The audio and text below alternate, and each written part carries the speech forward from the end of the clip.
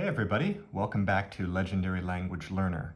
I'm Matthew Boyle, and today I'm going to show you how to play Heading into Language Land in another special way. Heading into Language Land is a card game to make language learning unforgettable, and you can play it in a variety of ways. You can play it solo, you can play it multiplayer, you can play it cooperatively or competitively. You can build a board, move around and explore the spaces of the board, or you can play in a more compact way, a more economical way, which I'm going to show you today. So if you wanted to play in this way, it can save you some table space. It's really nice because it can create some space. For example, if you have a study guide, some notes, some textbooks, or other papers that you want to keep on the side of your table to make notes on and work on as you play, because you're going to be learning a lot of things. You could also keep your phone or laptop or your iPad off to the side or whatever you have. You could do some quick translations there or take notes. And it's very quick to set up, very quick to take down. All you need to do is select your character and shuffle the cards and put the deck of cards here.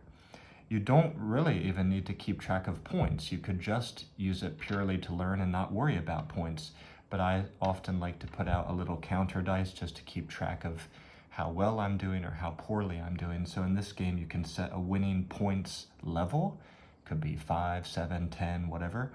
And if you ever get down to 0, that means you're knocked out and you lose. So when you speak well and when you speak correctly about the categories in this game, you gain points. And when you don't know what to say or you speak incorrectly, you lose points. And usually we start at 3 points just to give a little bit of buffer. If you started at 1 point and you made a mistake, you'd be out right away. So I chose the character Kurgak, and his category is sport, strategy games, currency, military rank. And let's just jump in. I'm going to show you guys how to get started right away. So what you will do is just flip over the top card and see what you encounter, what you have to do, who you have to face. And here I'm facing an ally, a friendly character, because our names are in the same color. So now what I have to do is roll a dice. Actually, I forgot to take out my 6-sided die here. That is something you will need, actually, a 6-sided die to roll. I suppose you could play without it. You could just say, whatever cards I encounter today, I'm going to practice the second categories and do only second categories until you master everything. Or you can just play the normal way of the game, which is you roll to find out what you should talk about. So I roll a dice and it's a 1, and I'm glad that came up, because you may notice on the cards there's no 1 and no 6. If you roll a 1, this lets other players decide what you should talk about. If there are no other players, we consider it just a stroke of bad luck, and you take a hit. So this would illustrate me, for example, failing to make the alliance with my friend. There's been a breakdown for some reason, and I lose points, so I just go to 2. So I rolled a 1, it's bad luck. In solo play, that is bad luck, you don't get a point, and he will just go back under the deck, back into the deck. If I succeeded to talk about what I should talk about, for example, if I rolled a 2 or a 3 or whatever, then I should talk about the allies categories in order to let him join my team.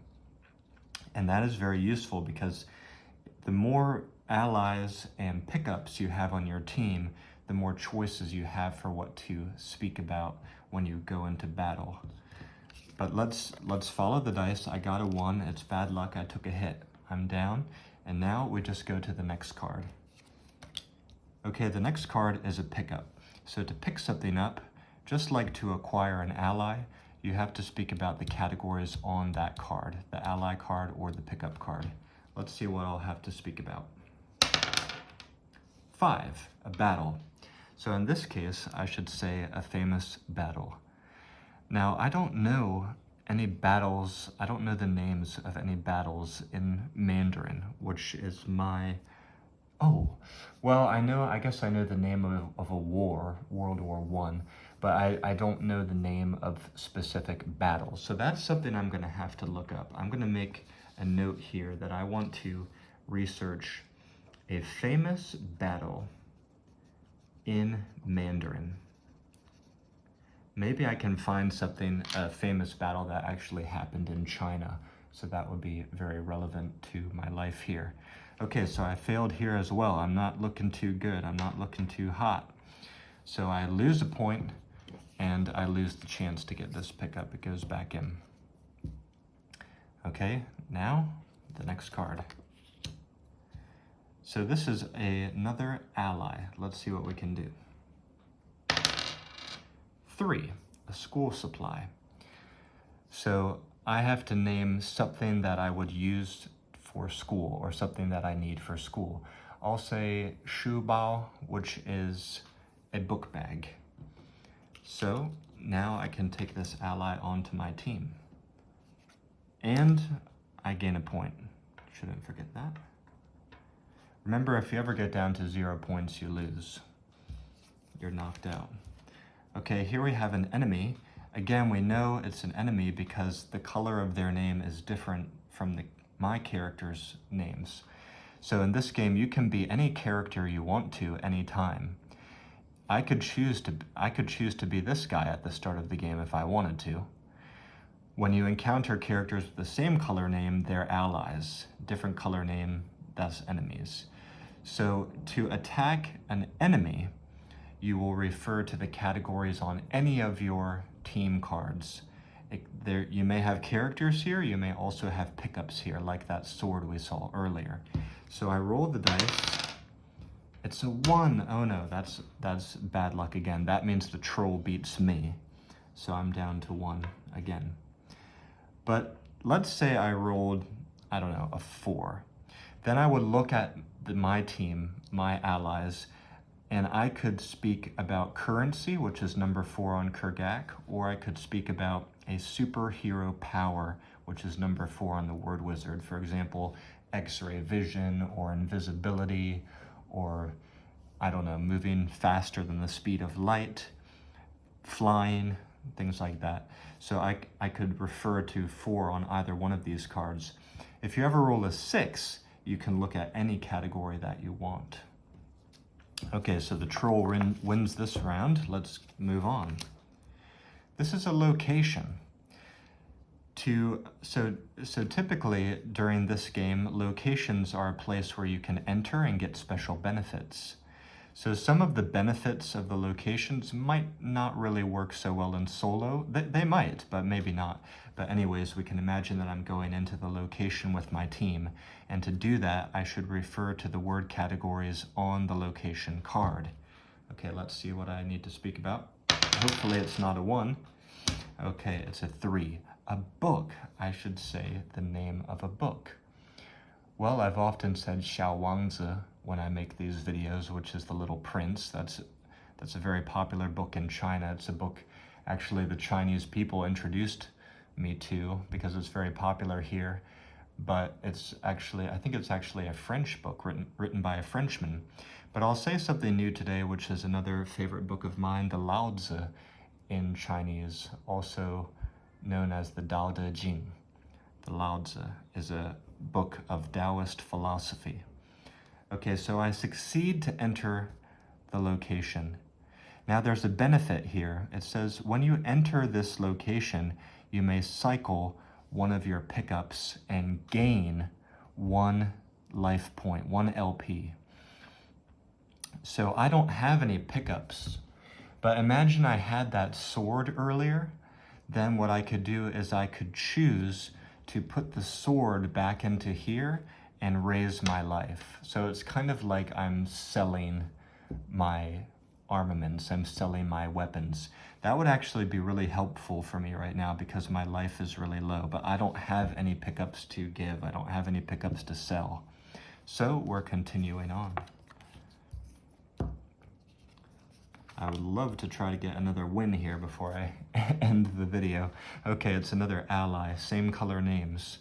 So to get an ally to join your team, you need to pass their word categories. 4, a tourist destination. Now, that has come up for me before, I think, oh yeah, this would work well. So in my notes from prior games, there is a category, landmark. Actually, it's the same category, same character. I'm just trying to decide whether I should put tourist destination or landmark. I think I'm going to go with landmark. But anyway, a famous place or a famous site that people want to see. And I've learned before, this has come up in prior games for me, so I took notes here.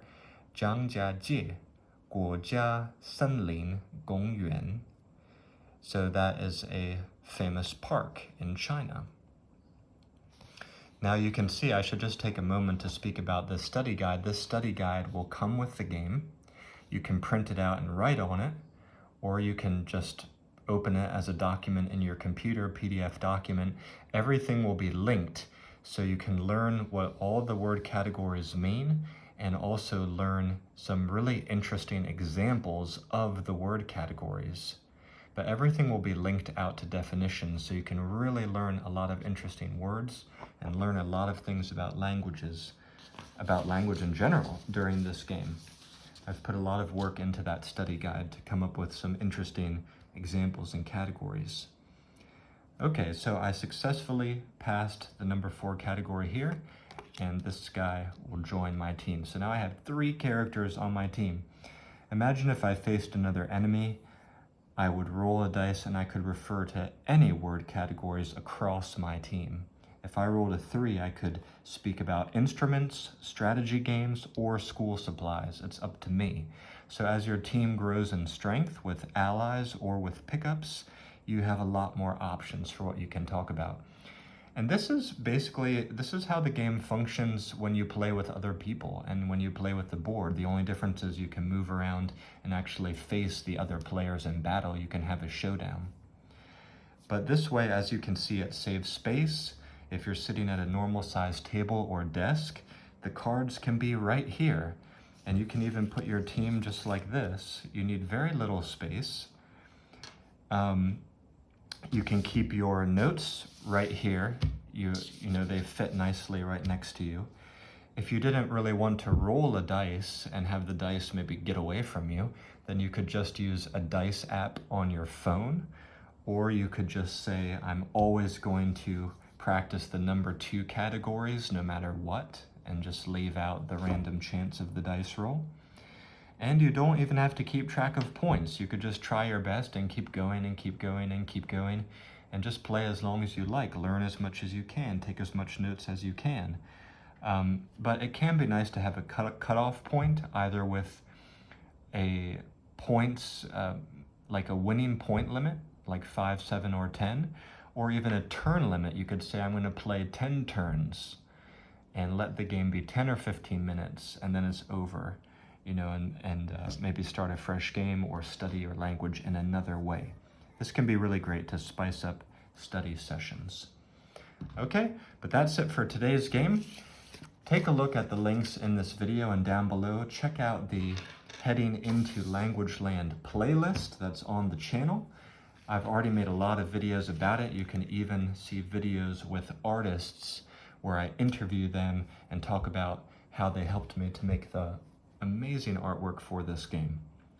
All right, that's it for today's video. Thank you so much for watching, and I'll see you back here next time. Bye-bye for now.